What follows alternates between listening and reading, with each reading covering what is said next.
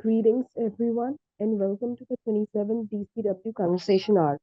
I'm Gulrukh, a member of the Wiki Club AMU and the host for this Conversation Hour. DCW Conversation Hour is a series of monthly open conversation hours organized by the DCW, that is, the Urban Community Wikimedia, a recognized user group affiliate of the Wikimedia Foundation that aims at improving Wikipedia alongside its sister projects with knowledge and information related to, but not limited to, the global Muslim academia, scholarship, history, culture, and heritage.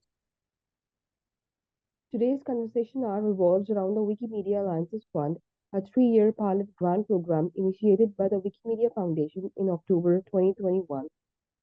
We will focus on learnings from this experience, strategies for aligning funding programs with partnership sourcing, and the broader implications for movement goals. Our speaker for this conversation hour is Jacqueline Chen, who has been working as a senior program officer at the Wikimedia Foundation as a part of the community resources team. He collaborates closely with Wikimedia communities in the ESEAP, East, Southeast Asia, and the Pacific, and SA, that is South Asia region, focusing on funding and resource allocation to support movement growth. With experience across public foundations, nonprofits, and government sectors in Asia, Jacqueline has worked in Singapore, Cambodia, and Hong Kong, bringing expertise in policy, program development, fundraising, and operations. He played a key role in the Alliance Fund program to cultivate partnerships beyond the Wikimedia movement to amplify its impact. Additionally, I feel it is important to mention that Jacqueline has played a significant role in bringing DCW to where it stands today. Before we begin, I would also like to make mention of the fact that this session is being recorded, so should you have any concerns, please let us know.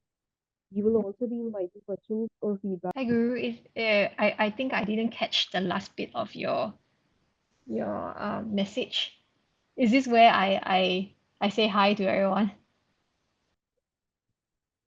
Yeah, you can begin. Yeah, sure. Okay, great. Hi everyone. So good to see all of you. Thank you so much, Guru Ariba, Afi, for the invitation and also kind of just prepping me for this session. I hope you are enjoying your weekend so far. As we have a smaller group today, I just wonder if we could do a quick round of introductions and maybe you can let me know why is it session before we begin. Maybe we could start with Guru and then we can move it on to a few others in the session.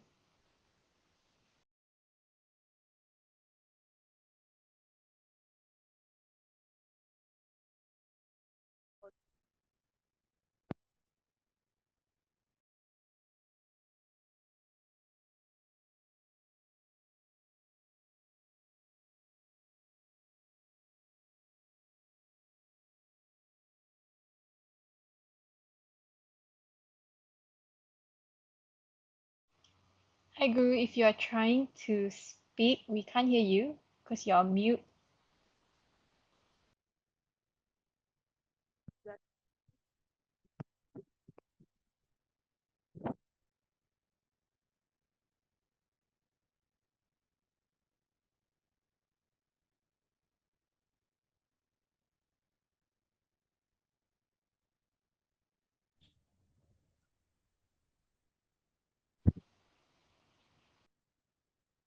No, we can't hear you.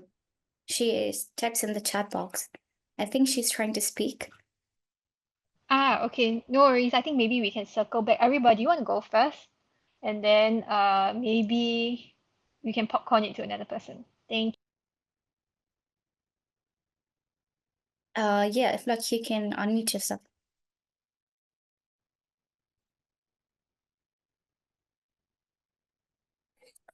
Hi, Jacqueline. Hi, everyone. My name is Iflaq. I work with Wikimedia projects under the username 511KEP. I am part of Kashmiri Wikimedians user group, and I'm hopeful to join this this conversation to take notes and to take key ways how we, as users of Kashmiri Wikimedians user group, can better engage with the movement as well as how I personally can be a bridge between Wikimedia Foundation and our user group, keeping in view that I'm currently working as a project lead for Kashmiri Wikimedians user group. Thank you. Thank you. That context is so helpful. Anybody want to go next?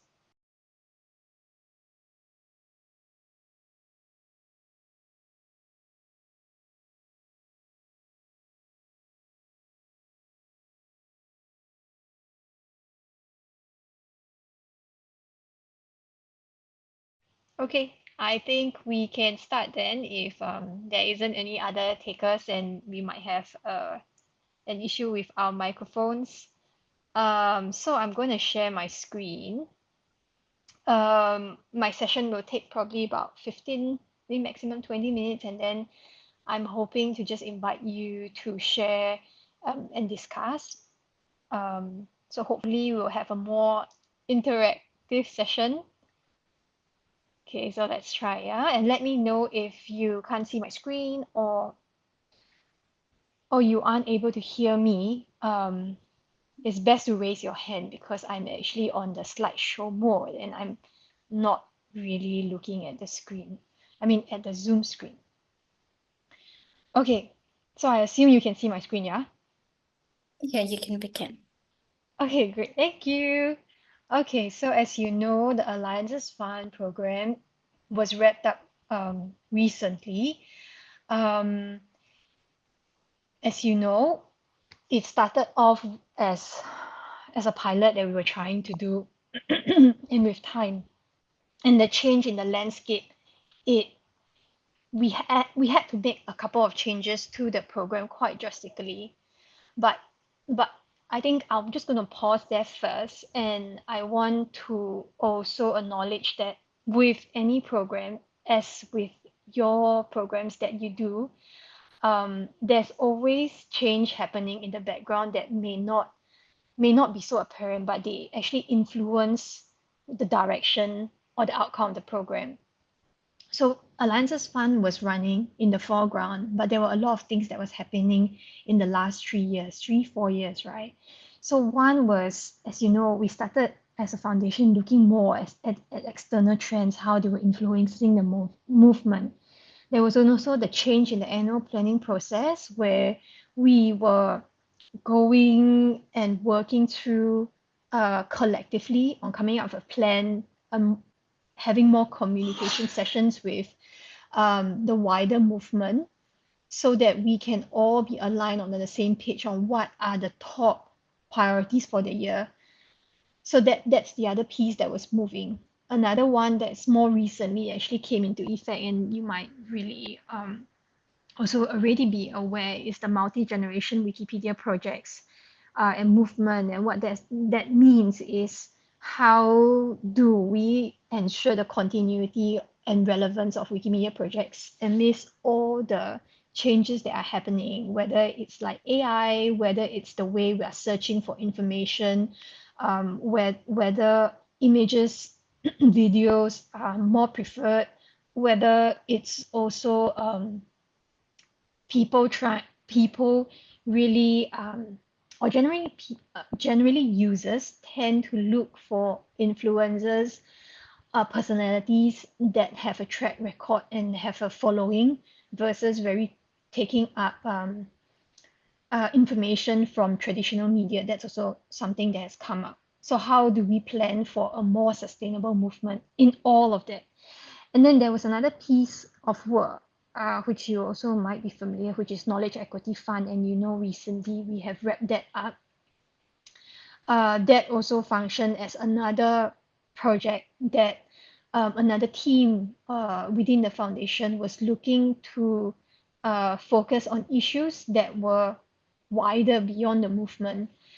And finally, within the foundation, there were a lot of changes, specifically with the community growth team. So all these add to how the program actually flow and change over time. So what was it that happened, and where did it lead us to where we are now, right? So the Alliances Fund program is really a response to community consultations that took place in 2021. Really during that time, just let me pivot to the next slide. It was a grant strategy relaunch proposal, and there were 4 key thrusts in it: knowledge equity, decentralized decision making, reaching underrepresented communities, and a learning mindset. In all of this, Alliances Fund was also born as a result of consultation to have more funds that bring in mission aligned partners so that we can amplify each other's work. It was also to welcome expertise and innovative practices, and more importantly, to deepen reach specifically to underrepresented communities. So how did that vision, and that program actually pan out over time? So you will notice that in the first year, we had a budget allocation of 700,000 USD across across the whole globe, across all regions. All regions had access to the funds. But by the end of year 3, we had reduced the amount by to a third of the original. So we had about 200 to 250,000. It started with an open call, and it moved to prioritization based on regions and matrices because the budget was getting smaller and smaller. And at the very end, it was really only by invitation. So if you really want to know what were some of the top line numbers about Alliances Fund, we awarded 1.38 million across 29 grants and across 6 specific regions. I am going to show you like a quick visual map that we haven't published that you might be interested. Oops. Oh no, hang on. Sorry. That you might be interested in oh sorry, just having a look. So we are going to publish this page at some point, where it just focuses on the regions where the different specific projects, and you'll be able to read more on it. Okay, let me try to go back to my original slide. Okay, sorry. Okay, so on to the next bit. So when we look at Alliances Fund, I'm just going to give you like a snapshot of how it looked like in a region, okay? Because I think at a global level, sometimes it can be it might be easier to digest and relate on a regional level. So this is a region, East Southeast Asia Pacific. And these are some of the countries within the region that had Alliances Fund partners. But even before we go into onboarding, recruiting, or even working and identifying partners, right? It was really taking a step back and looking at what did each country and affiliate look like at that point in time in terms of the movement. Just really key high level data, where they are and where they might be going, what they are interested in, and were there points of alignment with mission aligned partners. So these are some of the top level statistics of some of these countries, from Taiwan to Singapore, Mongolia, Indonesia, New Zealand, Australia. The ones here at the bottom are probably the more, or even Taiwan actually, more mature affiliates, and Singapore and Mongolia are really at the very emerging stage of their affiliate journey, right? So then we look at what were the partners that were recruited. And I wouldn't really say recruited, because partnership is never like, oh, a point in time where you bring in someone and you feel like, oh, this is the time where you sign a membership and you become like, you get funded, It really is a process of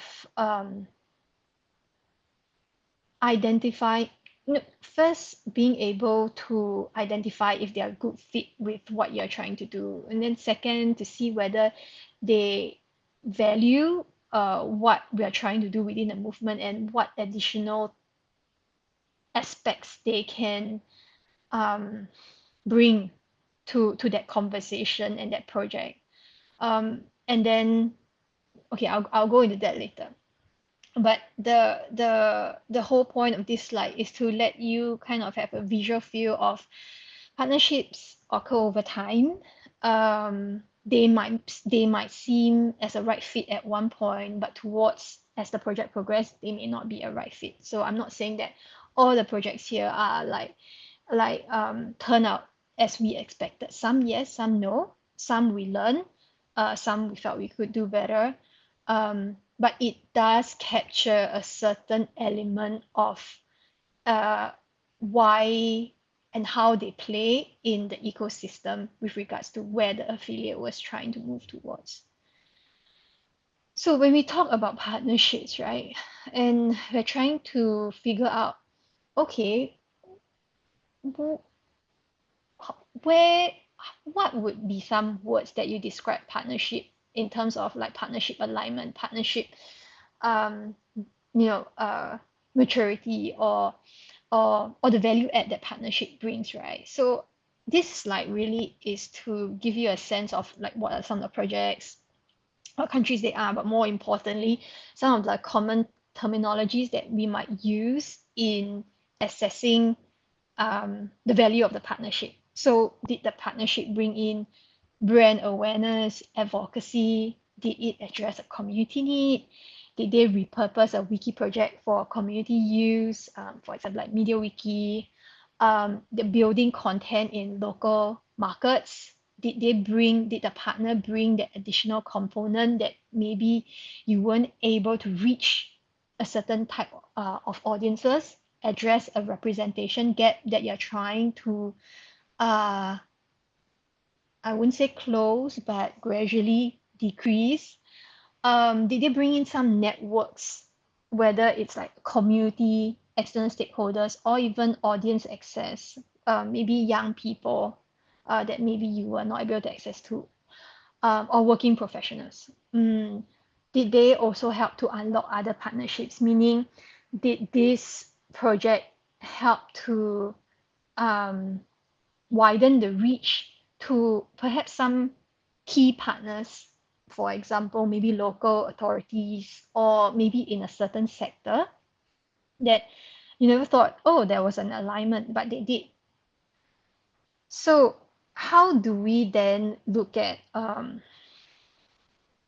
so before I go into what was the value of the alliances, some partners, and how do we go about evaluating that program, right? The thing is, progress and value can be defined and cut different ways.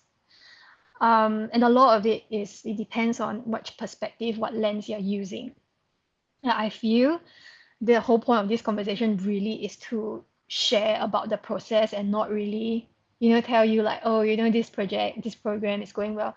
That's not really the intention. So let me just walk you through what were some of the things that happened in the background while we were looking for ways and data to understand the value of the program that was created.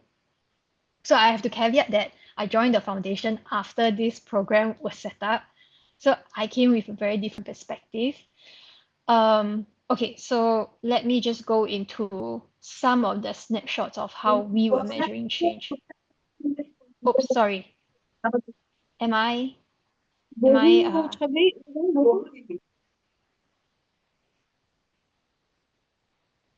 okay, sorry. I think that might just be a intermission. Okay, so let me just show you. Okay, so when you design a framework to understand the impact of the Alliances Fund, one of the things that I was trying to work around was understanding how different departments were measuring change. And it may be something that you have done as well. How does different affiliate measure change? What can you learn from that process? So this was back in 2002. And these were some of the things that came up when I was doing how we measure change. So at the foundation level, it was content, contribution, readers. At the partnership team level, similar, but just consumers. In terms of cultural heritage, they had the added element of content reuse, education. There was an education team back then. It was about effectiveness, efficiency, impact, and sustainability. They had a very different framing to it, partly because the setting was different from the other teams, and that was quite an interesting perspective to go into. It was also quite interesting to find out that there were some teams within the foundation that did a participatory community impact storytelling, meaning like basically beyond writing reports, right? They're able to tell the story of your programs through videos, and they had a toolkit for it. So that was very interesting how different teams were measuring. I hope you can still see my screen, okay? Please tell me if you can't. Change. And then at a more regional level, as I've also quickly shown you, it was really about understanding what was there, what were the partners bringing, and what were the additional elements that we felt clicked. So I think one of the things that came up in our I guess study was really that the Alliance Fund grantee partners and the ones that did really well were the ones that had multiple entry points into the Wikimedia movement, meaning they didn't have just one affiliate, one movement partner. They had actually many. They were also very active in sharing, that communicating change and what they were doing. So they were trying to find ways to communicate to the wider movement. And then regional learning clinics really was just like a point whereby they took the opportunity to be part of that learning process, whether it's participating, putting in a submission to present at online or at a conference or on site, or even opportunities for learning through learning clinics as a participant or a key speaker. What was also quite interesting is the partners who was most successful in building longevity within the movement really had some of these characteristics. So movement activation, meaning partners who were able to stimulate the growth of our movement with the main purpose of bringing people from off wiki ecosystem to on wiki ecosystem. What that means is they already had a pool of volunteers that they are actively working with. And by working together, they were bringing their volunteers into the movement. Innovation in the way they think and the projects that they were bringing to the conversation, capacities that we have not really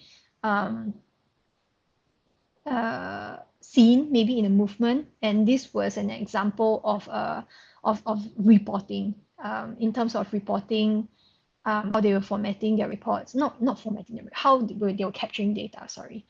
And then building an emerging community. So these were some of the things that we found. And then finally, just before I go into the main findings or learnings, it was also at a global level when we were trying to understand or evaluate a program. These are some of the background things that we were going through, and I'm just sharing with you also because hopefully this is something that you're interested in, and you can also gradually you're also interested in finding out and maybe adopting the approach or not for your affiliate when you do like program evaluation. So when we talk about evaluating a program, there are a lot of elements and perspective and angles to capture program value, right? And a lot of times it's asking who is the evaluation for, what are we evaluating for, what are some useful resources that came out of all these learnings, and we started off with research. So in this what I call indexing and analysis is really doing like a landscape research of what were the different types of research that was out there that could tell us about program evaluation. And then you look at what was awarded, and then you look at indexing and analysis. And what this means is I basically went through each program. So they know there are 29 grants across regions, going through the country, reading their application, their final report, understanding what was their program about, the context, and then identifying what were the key things that we wanted to look at. So in the end, after all that research, we found a couple of things we wanted to know. One was access. What changes are we observing in terms of access from underrepresented communities and historically marginalized communities? Innovation. What were some of the challenges? What is the programmatic change at community level? So evidence that the grant was spent on meeting at least one perceived need of the community or beneficiary, that there was some form of learning, and what were some of the resources that meant what were some of the learnings, toolkits that were shared at the end of the project that can actually be built on by other people within the community, and whether there was a mention and interest in PO support. So okay, so let me just go back to the slide. So what we have here, sorry, I'm just going to share my slide. Just go back to slideshow. Some of the key things that we took away after this whole process was there are 4 to 5 key elements or common characteristics of grantees that we felt were really successful in their partnership journey through the Alliances Fund. So, and the common characteristics were these. So one was the genesis of the project is to address a compelling need, and a need that is societal need as well as a need within the movement. The wiki project served as a galvanizing tool. So it was not an afterthought, but there was a real thought, thorough analysis of why wiki project is best suited to capture that data, while knowing that there are so many other projects and open source platforms and systems that are available. There is also the other part where I was saying that project teams that actually build multiple touch points within the movement have strong longevity and affinity to the movement, and you can see that they continue to be part of the movement even after the funding stops.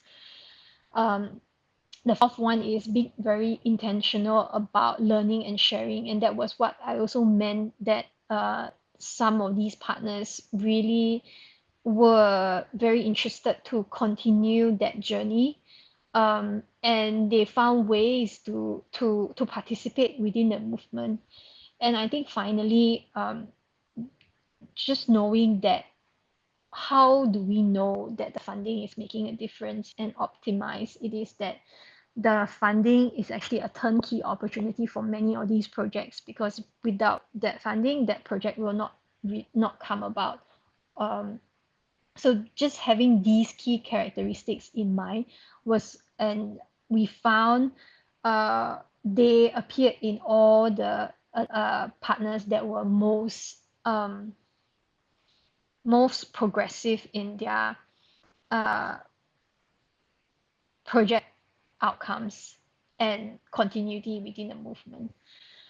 So the other thing that we also found was that when you are coming up with a program, right, and this could also apply to you, because at some point you may grow to a specific size where you can give micro grants within your community, or maybe even bigger grants.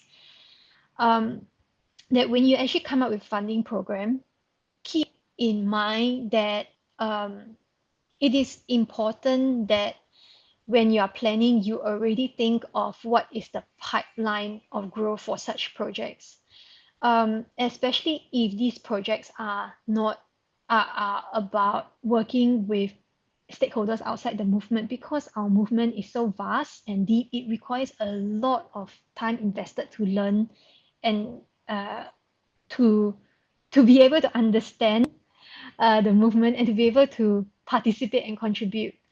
So giving the grantees understanding and surety about how long the investment time frame is and the potential runway for collaboration is actually a very important point that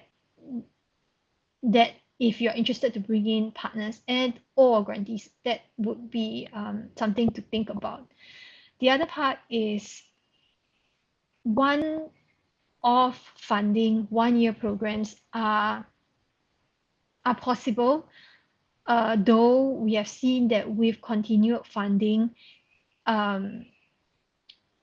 it actually supports the project in a much more different way, because it actually allows that project to mature and grow, and it actually opens the potential of that project to adapt and move across phases. And what I mean is that to move, and you might be also very familiar, to move a person, a participant, a partner, from changing hearts, meaning getting their attention, getting their reaction online, feeling like they connect with the movement, to changing minds where they actually feel that, oh, okay, being here, being able to contribute in this way actually changes my perspective, okay, to changing lives where they actually take time and action, whether it's they're giving money, giving time, to commit to the movement actually takes a long time.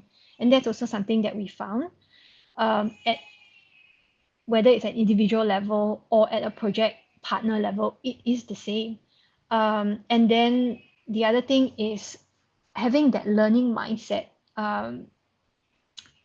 is actually really important, because across learning cycles, as you reflect and grow, it actually improves the quality of the program that you are executing. And I think I would say the DCW affiliate is actually one that really embodies this learning and reflection mindset. And the other thing, just sorry, I think this is the close to the second last slide, is we also found that through that program learning process, or rather evaluation of a program process, we found that context matters. And what it really means is we have different elements within the movement to anchor us to our common understanding, whether it's like our mission, our strategy, movement strategy, thematic focus, original lens. They enable us to tag and categorize our project. But beyond that, right, there are more micro elements that need to be considered as we look at onboarding partners. And that could be the availability of support within the region. For example, okay, so this one, I think I give you an example. We found that partners that had continuity of affiliate buy-in and support had a stronger sustainability within the movement. That when we were working with partners, if that process was with that's a partner that is also very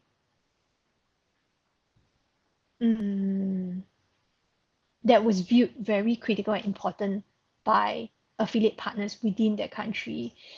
We also saw that success stories where while we funded that partner, after we stopped funding, the affiliate was keen to continue to work and support side projects through their general support fund with the partner, and that allowed the partner to continue to grow and explore different types of projects even after the funding program stops, specific for Alliances Fund.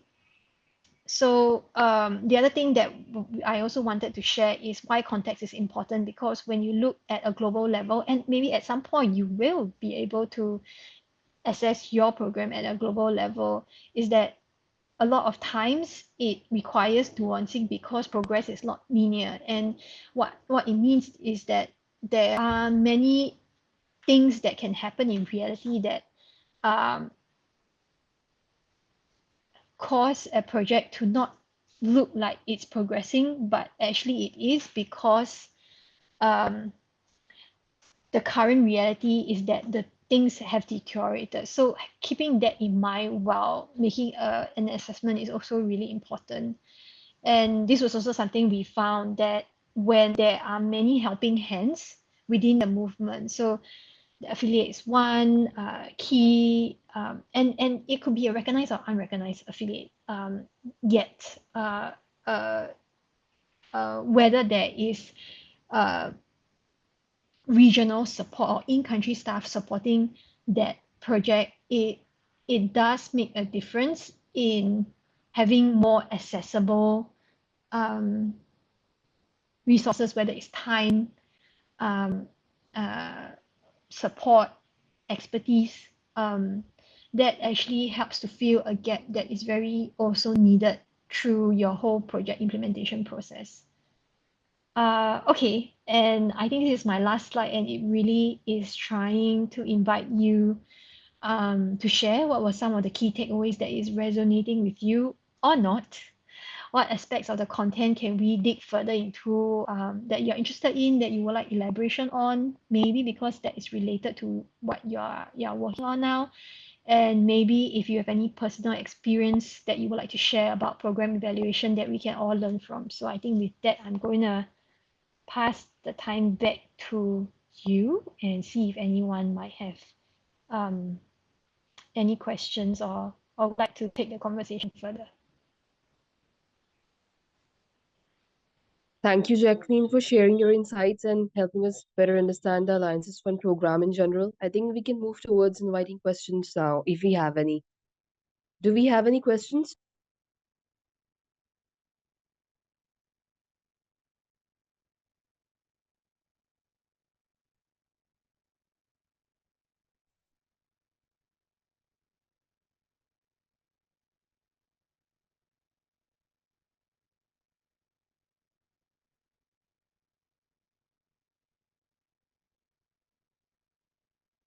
Can you hear me?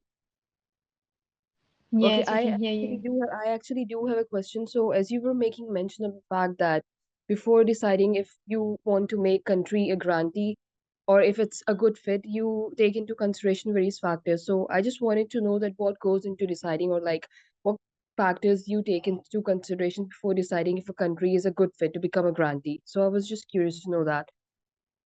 Yeah, I think you were referring to the slide on first understanding what was the Yeah, different I think it was one of affiliates and then the different like partners, right?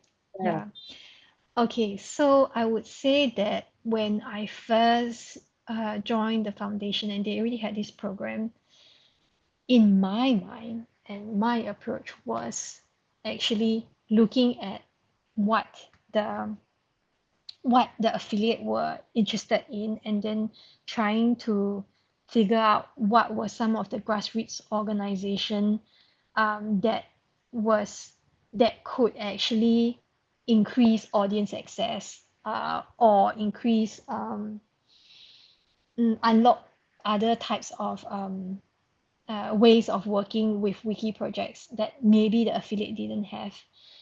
And I started that process by working with looking for sourcing for different stakeholders. And then as that time progresses, I realized that it actually takes a really, really long time to build that relationship on onboard partners, even if there is a funding program, to make sure that that partner is ready to participate at a level that they can show change within 1 year. Actually, it's not possible for if you are really looking at just bringing new partners and getting them on the funding program. In my experience, it did not work that way. So the second approach and the concurrent approach that I was also, as I went through the process, I also learned is that to deeper understand the affiliates and and go to them and understand what were some of the partners that you wanted to work with but never had a chance to. So then there was a different list that came up whereby, oh, these were some partners that we thought of working with. They came to our events, but we never figured out an angle of working with them. So that was one list.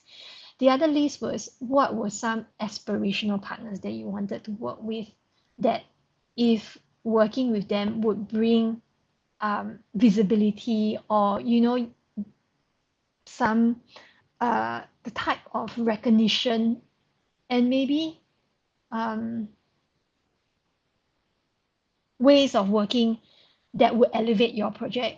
So that was another list. So when you ask me what were some of the key things that had to align, I think if specifically to answer your question in the context of a grantee an applicant being able to receive funding for a program and implement it within the movement in a year and be able to see change, I would say between that two approach that I was trying out, the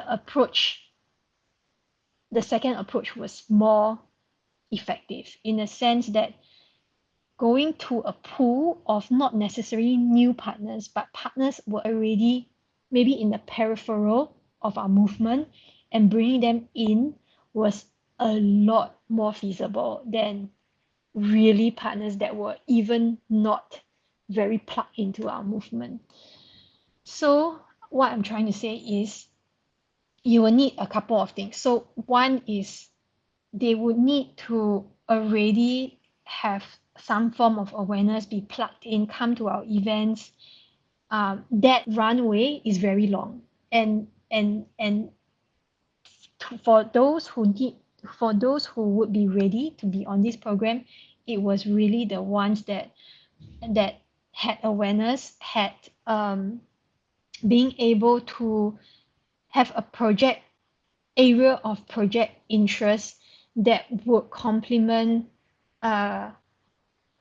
the strategic direction of the affiliate in terms of where they were at that moment. And if I were to just have top three, right? The other one would be knowing that the pathway or runway for this partner was beyond the funding program, meaning even if after 1 year we stop the funding program, which we didn't know at that time, okay, that the affiliate or whoever, there are many helping hands with the movement that would take them to continue that journey, because it's like a passing the baton kind of thing. It's a marathon. It doesn't, or rather it's a relay run. You can't, it can only be more sustainable and partners can be more plugged in and have a longer longevity when there are many supportive hands. Yeah, they are invested in that. Yeah. I hope that answers your question. I know it's kind of like a roundabout, but it was really kind of conceptualizing, or rather me conceptualizing what I learned and what didn't work and what I felt were more effective approaches. Oh, yeah. I think I have another hand. Sorry. I don't know how to pronounce your name. Yeah, it's Iflak. Iflak, yes, Iflak. Sorry. So while we all understand the positive impact of funding, how do we make sure that the funding does not corrupt our community, as our overall aim is to support volunteerism in this movement? So can you just help me understand a little bit more? What do you mean by cut up the community? Like, what is your current reality and what does it mean? Yeah. Yeah, for example, if an affiliate gets a funding and he invests those funds on the community, and the community needs those funds sometimes, and sometimes there are, like, for example, I will give you an example. There are instances where we can see users becoming active only in certain editathons because there is something to gain from for them. And once the editathon ends, we see the project is ghosted and all of some of members are not active. How do we make sure that we as an affiliate support volunteerism? Yeah, I think what okay, if I understand you correctly, um how can you make is your question really is um how can you build and engage community of volunteers that continue to come back after an activity, um and more importantly, how do you get them interested and motivated without, in a way, monetary rewards, right? Okay. Okay, so this question I think could also be open to everyone here. But but maybe I'll try to make an attempt to answer based on my own understanding. I think it's actually really very similar also to what we understand and see at a partnership, like no, so like alliance fund partnership level, that it takes time to go from changing hearts to changing minds and changing lives. Hearts, like awareness to um, uh, sorry, yeah. So awareness all the way to making an impact. And I would say, based on what I hear from affiliates, is it actually is the type of statistics that we are looking at, and yours could be something higher, okay? And I'll take an example from Wikimedia Malaysia, just because this was a statistic that came from them, that they say that they would need to reach out to like maybe 100 participants um, on a awareness and low touch level to be even able to retain maybe 3 people who might come back to contribute um, more again and again. And the statistics, as they said it, is it sounds very grim, um, and that's one way to look at it. And then that and and it really also depends on the type of activities that they are. So for Wikimedia Malaysia, they were talking about activities that were really built on like awareness building, one-off events. And then we have another affiliate that is like New Zealand, and they were also sharing that they were in a place where a lot of their committee members were of working professionals, middle age, and they found that to build that sustainability and continuity of the movement, they needed to attract more younger people, and specifically indigenous groups, uh, and they have had very um, much difficulty.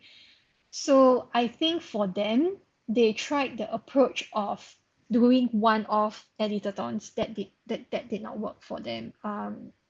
They tried to um, go to the schools. I think just to have talks and promote wiki projects. That also didn't.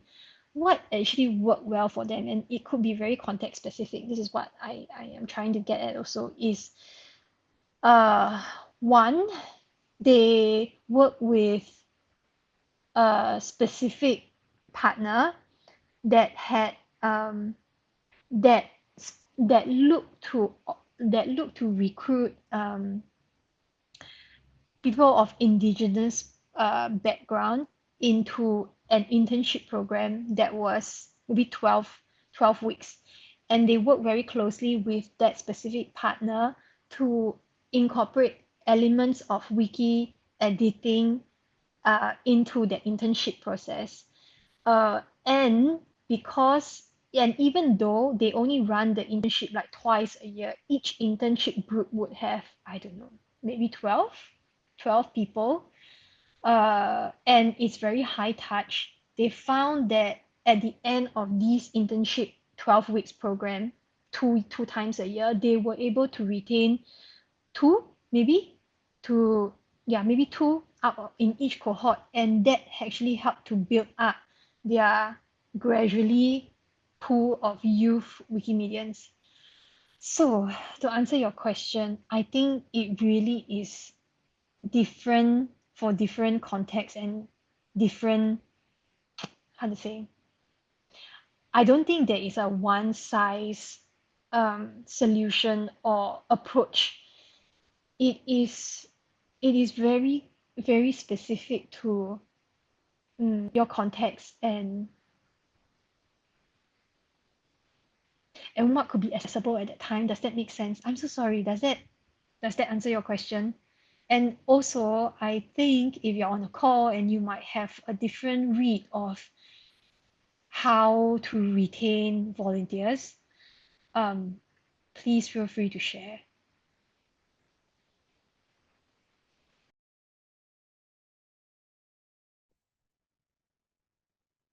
Thank you, Jacqueline. Do we have any more questions?